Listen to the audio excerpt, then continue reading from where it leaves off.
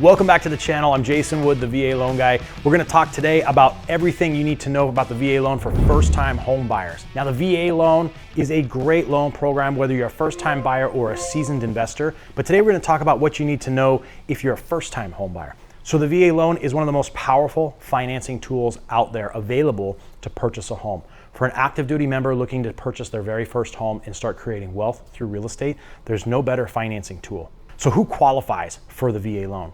Well, the VA loan qualifications, if you're active duty, require that you've served at least 90 days in active duty service. And this is after your basic training and after your training for your particular school for your job. So you've actually entered into your unit and you're performing your job functions. So for example, you could enlist in the Navy, go to Navy basic training, and then go to Navy nuclear propulsion school, and you will have technically been in the Navy a year and a half, maybe even close to 2 years at that point, but still not be eligible for your VA loan because you have yet to join the unit and perform the tasks on the job in which you were trained.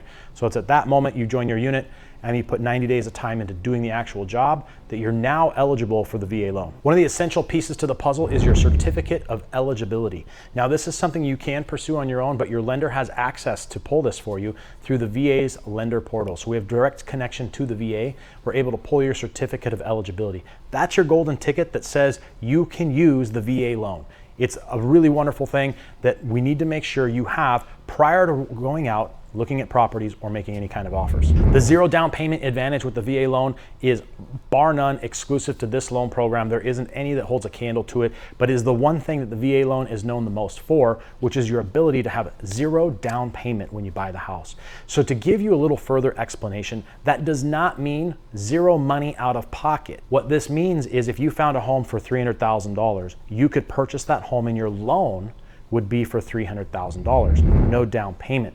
But in every refinance, in every purchase, home purchase transaction, there are things that are called closing costs. And closing costs are those fees generated from the various parties that make this transaction come together. Every home loan transaction actually employs a small army of different service providers that are not employed by the mortgage company. Many of these are outside third parties that all come together in unison to help you complete your home purchase or even a refinance. But they all have a fee for their service so that they can continue to provide their benefit to more customers. And so those charges from each of these parties is what combines to be your closing costs. So while the VA loan, that's zero down payment on the purchase price, there can still be costs that need to be paid from your pocket. Now, these closing costs can be paid by other parties. So it is very common for someone using the VA loan to go purchase a home and negotiate the deal in such a way that the seller pays those closing costs for you. So you might actually talk to some people who purchased a home a while back, maybe a little foggy on the details, and all they remember is, I had no closing costs. That doesn't mean that they were financed into the loan, because they cannot be, but what that does mean is some other party paid for them. Most likely the seller, but it could have been the real estate agent giving commissions, it could have been the lender providing a credit, or a combination of all of those things which provided for the coverage of those closing costs. One of the huge benefits of the VA loan is there's no private mortgage insurance. So there's no additional monthly cost to provide insurance to the lender. Now, private mortgage insurance is required on other loan types where you have less than 20% as your down payment. Some of the other loan programs require 3, 3.5%, 5%, 10%, but anytime it's less than 20, the lender is going to require that you carry mortgage insurance. It's an insurance protection for the lender in case you're to default on the loan. The VA does not have that. So what this does for a benefit is it allows you to have more purchasing power because you don't have that extra monthly cost allocated towards your debt for covering this policy that really is no benefit to you. One of the other key benefits to the VA loan is its lower interest rates. Now, compared to your conventional loan counterparts, the VA loan can be anywhere from 0.25% to 0.5% lower in interest rate, just depending on where the market is at that time. It's a really significant benefit because not only, yes, does it mean you're paying less in interest, but more importantly, what it means is you're able to finance more home because the cost of financing is reduced. The VA interest rates are lower because of the VA's guarantee. So the VA provides a guarantee to the lender in case you were to end up in a situation where you defaulted. Not that we're expecting you to do that, but in case it were to happen, what the VA does is they provide a 25% guarantee to the lender, meaning if the lender had to take over that home and foreclose, they could call the VA let them know that the buyer foreclosed on the house, and the VA would send them a check for 25%. That 25% number is deemed entitlement. So when we pull your certificate of eligibility after you've purchased the home, it will show an allocation. It's not a charge, it's not money that you owe, but it shows what that 25% guarantee is based off your original loan amount, and that's the entitlement that the VA has allocated on your behalf in case something bad were to happen on that loan. The VA's flexible credit requirements are unique to the VA loan and unlike any others. Most loan products will have higher interest rates as your credit score gets lower, and they all have a minimum cutoff as far as what credit score you're allowed to have to qualify for those other loan types. The VA loan is a little bit different. It's way more forgiving on your credit score, so it doesn't adjust the interest rate as often as some of the other loan programs do based on where your credit score is. You can also go down to a 500 credit score on the VA loan, which is really unique. Most loan products cannot do that. We can even do a VA loan for somebody who has no credit, blank credit score. You can do that, and you cannot do that with any other loan program. So the credit score flexibility is unique only to the VA loan. So ways you can maximize the use of your VA home loan are multiple.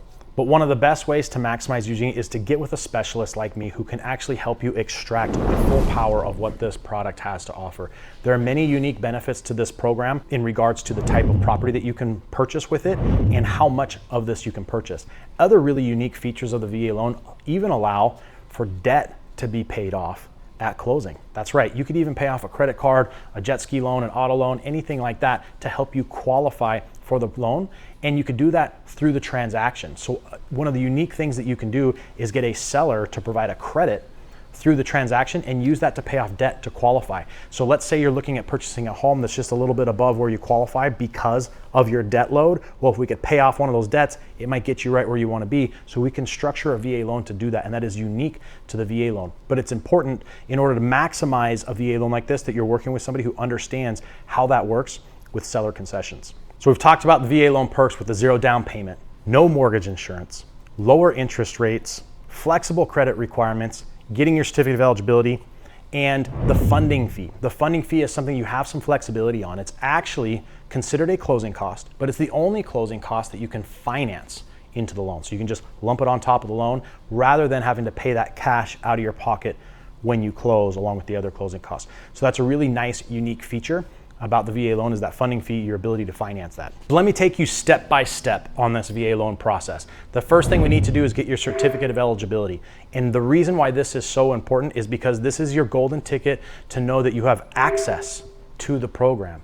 Now, it is common for some lenders to just start doing the numbers and tell you you're good to go with your VA loan, and they haven't even checked on your certificate of eligibility. If you're not eligible, then you're not going to be able to get the loan. But sometimes your certificate of eligibility requires some additional steps to obtain it. Some of them are really easy to obtain.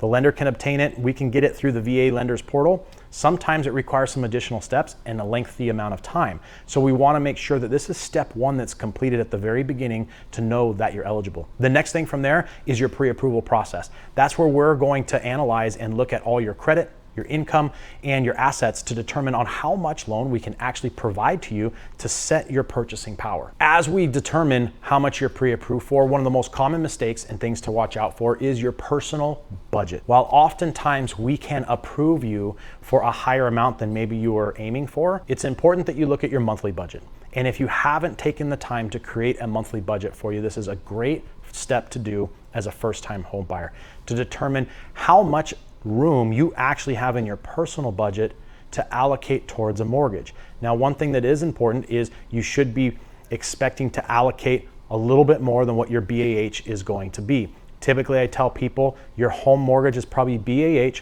plus a few $100 to really get into a home that's going to be suitable for you in the market in which you're serving. And getting your pre-approval is critical. It's the first step in the whole home buying transaction. A lot of people will reach out to a real estate agent first, which is actually step number 2. Step number 1 is to get the financing secured. Understand what you're qualified for, have selected your mortgage lender already, understand the unique characteristics and benefits that your lender provides you in your process, so that now you can move on to the next step, which is the exciting part about the property. And that's where the real estate agent comes into play. And if you've selected an excellent lender, then they will suggest to you some of the top realtors in the area to help you with your home purchase. Now, as we've covered these steps for first-time home buyers using the VA loan, it is extremely important that you align yourself with the right lender, somebody who has the experience with VA loans to help you navigate this process, help you connect with the top real estate agents in the community who also are experts using the VA loan. Those are two unique things that don't come with every single real estate agent, and be able to create a strategy that's going to help you with your current needs for home and also your future needs for investing and retirement. So if you like the information we provided for you today or have any other questions, give us a subscribe and a like, drop a comment down below. Can't wait to see you on the next episode.